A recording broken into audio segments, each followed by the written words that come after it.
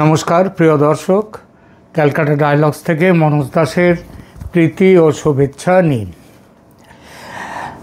বাংলাদেশের সামাজিক মাধ্যম জুড়ে আজ একটাই খবর, যার কাছে ভারতের আহমেদাবাদে এয়ার ইন্ডিয়ার লন্ডনগামী বিমানের দুর্ঘটনায় বিধ্বস্ত হওয়ার খবর পর্যন্ত ম্লান হয়ে গেছে বাংলাদেশে। এটা অস্বাভাবিক কিছু নয়। বাংলাদেশের মানুষের কাছে তাদের নিজের দেশের খবরের গুরুত্ব বেশি। আর সে খবর যদি মিয়া ইউনূস আর তারেক রহমানের বৈঠকের খবর হয়, ক্ষমতার ভাগ বাটোয়ারার বৈঠকের খবর হয়, তাহলে তো তার গুরুত্ব সীমাহীন, তাই নাকি? সুতরাং ভারতের ওই বিধ্বস্ত বিমানের যাত্রীদের উদ্দেশ্যে শোক জ্ঞাপন করে ও তাদের আত্মার শান্তি কামনা করে চলুন আসি বাংলাদেশে। হ্যাঁ, এই বিমান বিধ্বস্ত হওয়ার খবরে সেখানে সম্ভবত 250 জনের ওপরে, সেখানে যাত্রী, কেবিন ক্রু ইত্যাদি মিলে 250 জনের ওপরে মানুষের মৃত্যু হয়েছে। কিন্তু এত মানুষের মধ্যে একটি জীবন বেঁচেছে, একটি মানুষ, দক্ষিণ ভারতের অরিজিনাল বাসিন্দা, কিন্তু তিনি থাকেন লন্ডনে গত বেশ কিছু বছর ধরে সপরিবারে। এই একটি মানুষ বেঁচে গেছেন ওই বিধ্বংসী বিমান দুর্ঘটনার ভেতর থেকে। তারপরেই আমার একজন বললেন, সেই রাখে কৃষ্ণ মারে কে, সেই কথাটি। যাই হোক, বাংলাদেশে তাদের আত্মার শান্তি কামনা করে আর যিনি বেঁচে আছেন তাকে শুভকামনা ব্যক্ত করে চলে আসি। চলুন বাংলাদেশে যাই। বাংলাদেশে যাব, তবে যাব লন্ডন করে, কারণ লন্ডন এখন গরম খবরের উৎস। প্রধান উপদেষ্টা ইউনূস এবং বিএনপি দলের কার্যকরী সভাপতি তারেক রহমানের মধ্যে বৈঠক এখনও হয়নি, আজ হয়নি। বৈঠক হবে কাল শুক্রবার সকালে, জুম্মাবার, শুভ দিন। বাংলাদেশের ভবিষ্যতের দিনে এই শুভ দিন কতটা প্রভাব ফেলে সেটা দেখা যাক। তবে ওই যে বললাম, দেশ জুড়ে খবর বৈঠকের আগেই নাকি কি হবে বৈঠকে সেটা পাকাপাকি হয়ে গেছে।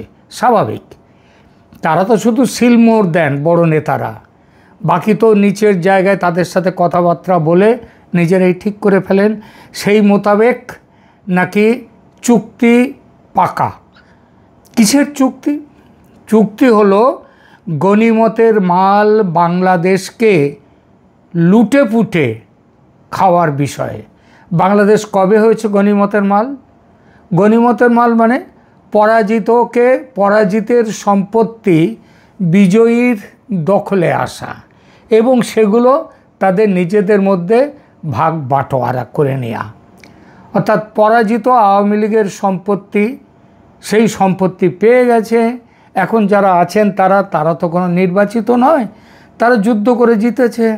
সেই যুদ্ধে সেই লুটে পুটে খাওয়ার বিষয়ে গনিমতের মাল, সেটা ঠিক হয়েছে। এই ভাগ বাটোয়ারার হিসাব নিকাশ আগেই বলেছি, শোনা যাচ্ছে নাকি চূড়ান্ত হয়ে গেছে। সন্ধেবেলায় এ খবর পেলাম যে বিএনপি সভানেত্রী বেগম খালেদা জিয়া, তিনি নাকি সায় দিয়েছেন এই বখরাদারিতে। তিনি বলেছেন যে দেশের এই পরিস্থিতিতে ইউনূস সরকারের সঙ্গে সংঘাত কাম্য নয়। এটা একটা ইঙ্গিত, মিলনের ইঙ্গিত, তালমেলের ইঙ্গিত। বা বখরাদের, অর্থাৎ তার মানে সংঘাত কাম্য নয়, তার মানে ব্যাপারটা হচ্ছে যে এই দুজলের মধ্যে, মানে তারেক রহমান এবং ইউনূস, এই দুই ক্যাম্পের মধ্যে হিসাব কিতাব পাকা হয়ে গেছে। তার জন্যই বলেছেন সংঘাত কাম্য নয়। বখরাদারদের দস্তখত হোক বা না হোক, তাতে কিছু এসে যায় না। মিয়া বিবি রাজি তো খেয়া করেগা কাজী। তো মিয়া বিবি তো রাজি হয়ে গেছেন শোনা যাচ্ছে।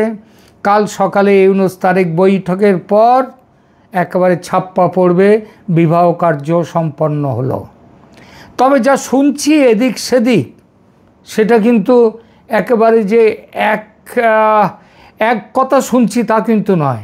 নানান ধরনের খবরের কথা কিন্তু শুনতে পাচ্ছি, নানান খবর।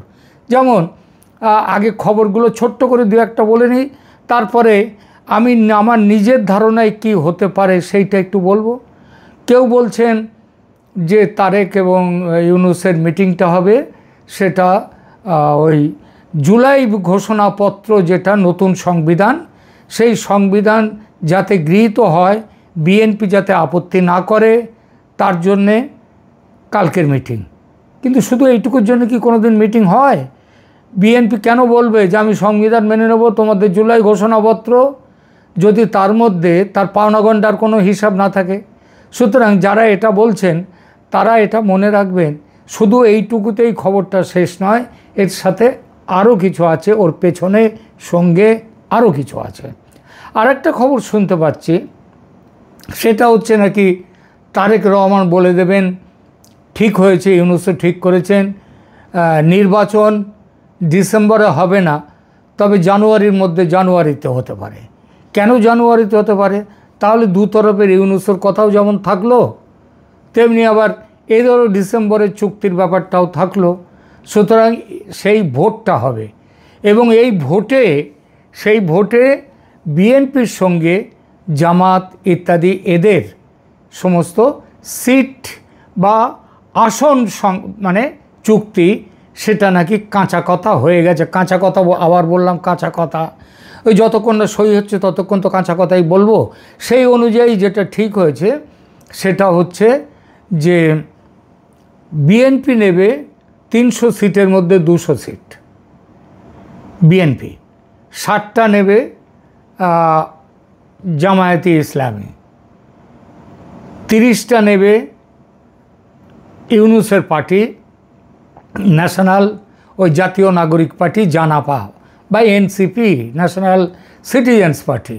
তাহলে 290টা হয়ে গেল, আর বাকি থাকে 10টা। এই 10টা আসন বাকি ইসলামী দলগুলো ছোটোখাটো, তারপরে মাহমুদুর মান্না আছেন, উনিও নাকি একটা আসন নেবেন। এইটা একটা ঠিক হয়েছে, এই আসন ভাগাভাগি করবে।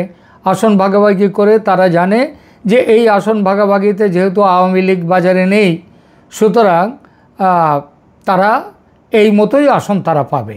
এবং এই আসন পেলে তারপরে কি হবে, সেটাও আবার কেউ কেউ বলছেন যে তারেক রহমান হবেন প্রধানমন্ত্রী, ইউনূস হবেন নতুন সরকারের রাষ্ট্রপতি, আর উপরাষ্ট্রপতি নয়, উপরাষ্ট্রপতি পদে একজন থাকবেন, সেটা তার নামটা এখনও জানিনি। তবে যে সহকারী প্রধানমন্ত্রী হিসেবে নাকি জামায়াতে ইসলামীর আমির থাকবেন শফিকুর রহমান, ইনারা থাকবেন।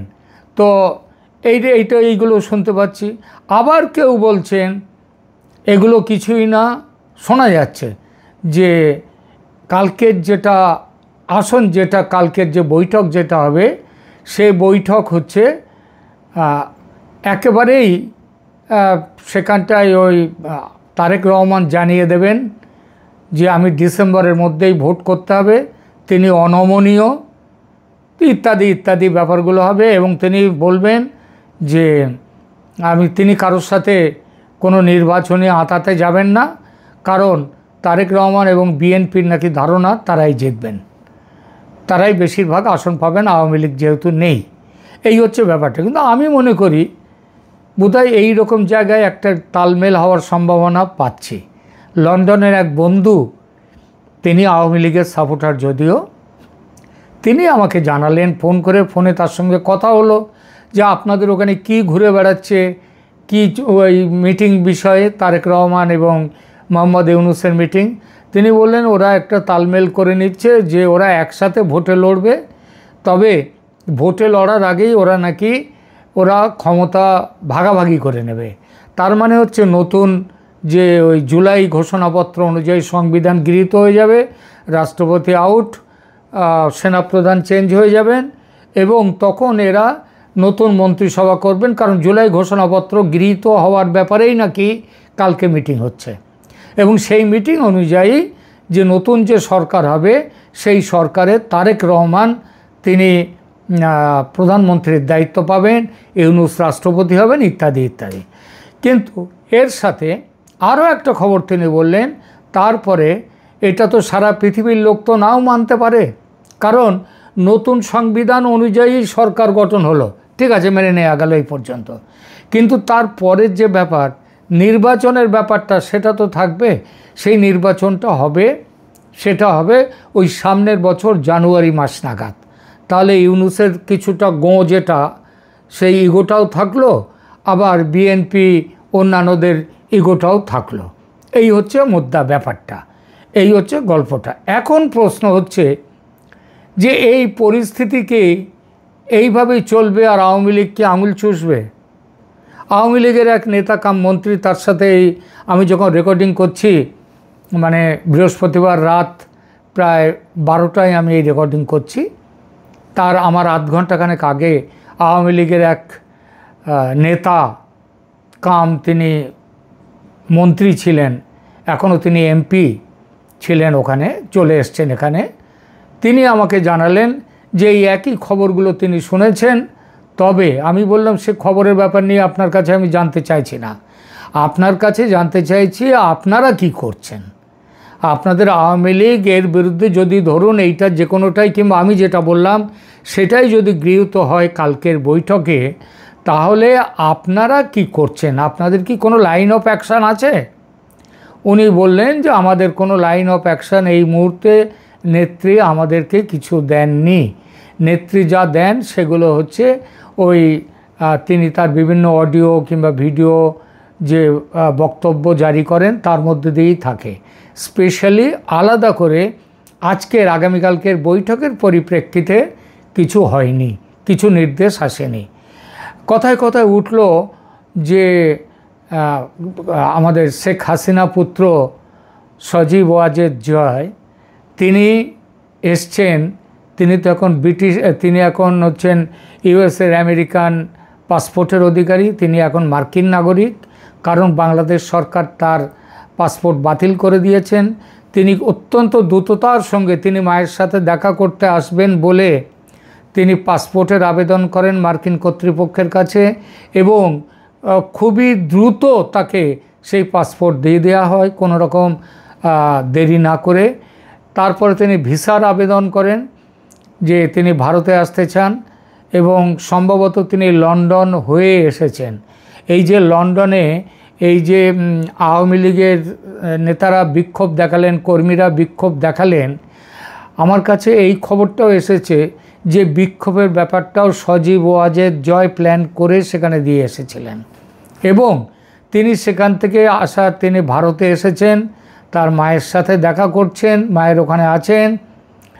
এই মুহূর্তে আছেন কিনা বলতে পারবো না, তবে যতদূর খবর আছে যে তিনি ভারতে আছেন, এবং তার যে বোন যে সাইমা ওয়াজেদ পুতুল, যে তিনিও এখানে দিল্লিতেই থাকেন, তিনি জানেন আপনারা, তিনি রাষ্ট্রসংঘের বড় একটি পদে তিনি এখানে আছেন, তিনি সেই কাজে আছেন।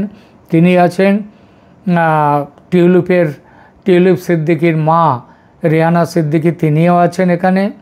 তো এরা যে সবাই রয়েছেন, এদের মধ্যে যে কোনো রাজনৈতিক আলোচনা কিংবা রাজনৈতিক পথ নিয়ে এরপরে কি করা হবে এই ব্যাপারটা নিয়ে যে কোনো আলোচনা হয়নি এমন কিন্তু নয়। আলোচনা নিশ্চিতই হয়েছে।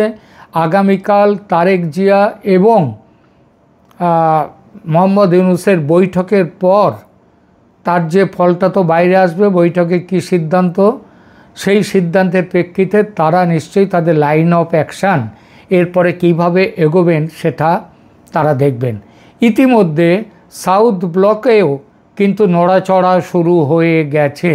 সাউথ ব্লক মানে ভারতের পররাষ্ট্র দপ্তর।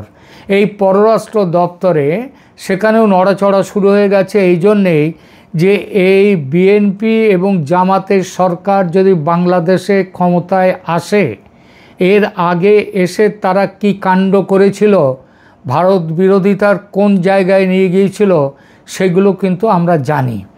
যার জন্যে এবার যদি এই ধরনের কোনো সিদ্ধান্ত হয় এবং তারা যদি নির্বাচন না করেই এইভাবে গ্রহণ করতে চায় ক্ষমতা এবং রাষ্ট্রপতিকে সরিয়ে দেয় নতুন সংবিধান নিয়ে এসে, তাহলে ভারত কি করবে সেই বিষয়ে ইতিমধ্যেই শাহাবুদ্দিন চুপ্পুর সঙ্গে কথা হয়নি, কিন্তু রাষ্ট্রপতি শাহাবুদ্দিন চুপ্পু, তার সঙ্গে ভারত সরকারের কোনো তরফ থেকে কোনো কথা হয়নি, কিন্তু ভারতের সেনা দপ্তর থেকে সেখান থেকে কিন্তু ওয়াকারুজ্জামানের সাথে কথা হয়ে গেছে।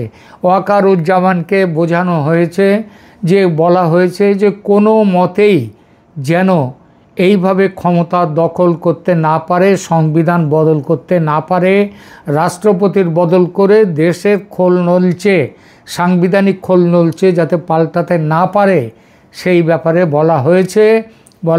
অনেক দেরি করেছেন, কিংবা অনেক দেরি হয়ে গেছে ইতিমধ্যে, আর দেরি করবেন না। সুতরাং কালকের বৈঠকে যেটাই হোক, আগামী কয়েকদিনের মধ্যে কিন্তু বাংলাদেশে একটা ওলট পালট কাণ্ড ঘটবে। এই ব্যাপারটা একটা এর পরিষ্কার একটা গন্ধ কিন্তু আমি পাচ্ছি এখনকার মতো। কারণ যেহেতু আর এই বিষয় নিয়ে এই মুহূর্তে বলার কিছু নেই, সুতরাং এখনকার মতো এখানেই থামছি। ভালো থাকবেন, ধন্যবাদ।